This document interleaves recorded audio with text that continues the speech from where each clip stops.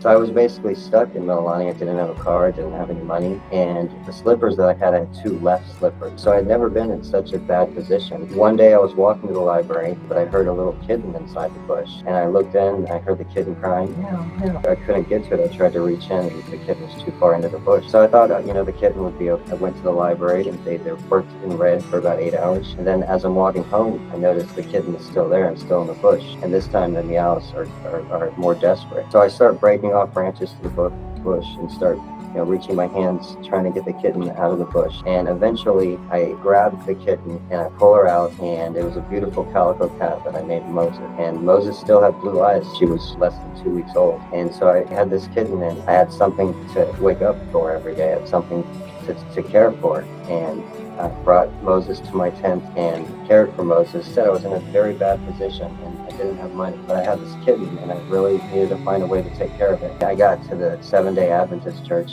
and I went to their little thrift store, their little food drive, and I said, I have this kitten, can you help me give me cat food? And Maxine was there and she says, I love cats, I feed them every day, I have plenty of cat food for you. It gave me something to look forward to every Saturday. So when I couldn't afford cat food, the church was right there with me. So the first year, it was just me and Moses. After I found Keanu, he was just a kitten at a baseball field. And Moses wasn't too happy about having a little brother. And he was all by himself in Patsy Mink Park. And there's a colony of very sad cats over in this large park. Keanu must have been abandoned there. And he was just a kitten, and he had been chased off from the colony. Just on the outskirts, and he just ran to me and he just wanted somebody to take care of him and love him, and I was there for him. And I love Moses and Keanu so much. I just don't know what his life would have been like if I had not been there that day, and it really makes everything worth it.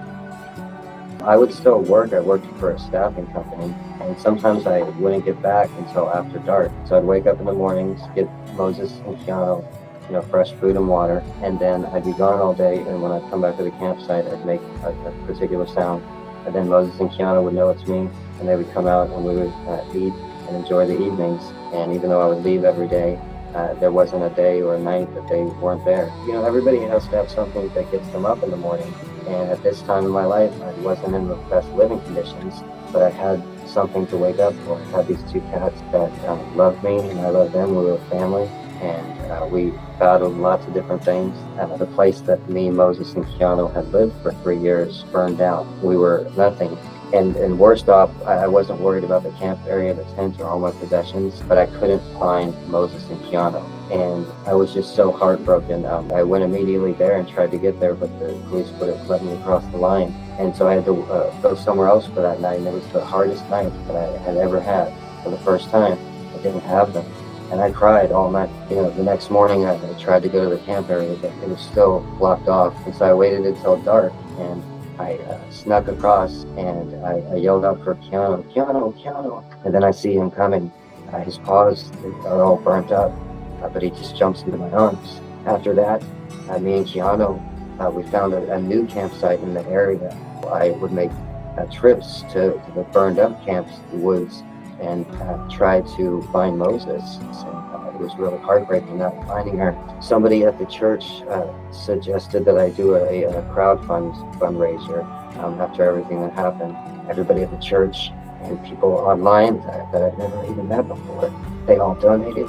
And me and Keanu got an apartment, but I still wondered what happened to Moses, and I didn't give up on her. And it was a 2 or 3 hour bus ride to the burned out campsite. But every day I would go there and I would look for Moses. Then it came to just every other day. And then I went like about a week without going there. And then Keanu just came up to me and was just crying, and I just looked in, and I told Keanu I'll go look for one last time. And this last time I brought a Bible with me. I don't know if I thought it was good luck. I'm searching around the burned out camp area. I think I hear her, but on this time the meows are more. Then I finally see her, and she's crawled up in a ball. She's just bone and hair. She's just totally emancipated. She's crying. She's like, meow, meow. So this was after about 3 months since the fire, and that she had to survive on her own. Ever since she was a kitten, I had her. She was a cat that was there for me, and she saved me the same way I saved her. said it's been 7 years since I've been homeless. Me and Keanu lay on the bed from where we came before, laying on the ground, laying on the rocks. It's a good feeling, and me and Keanu look at each other, and we're both pretty proud. We're both happy that we survived everything that we did, and I'm in a better position now.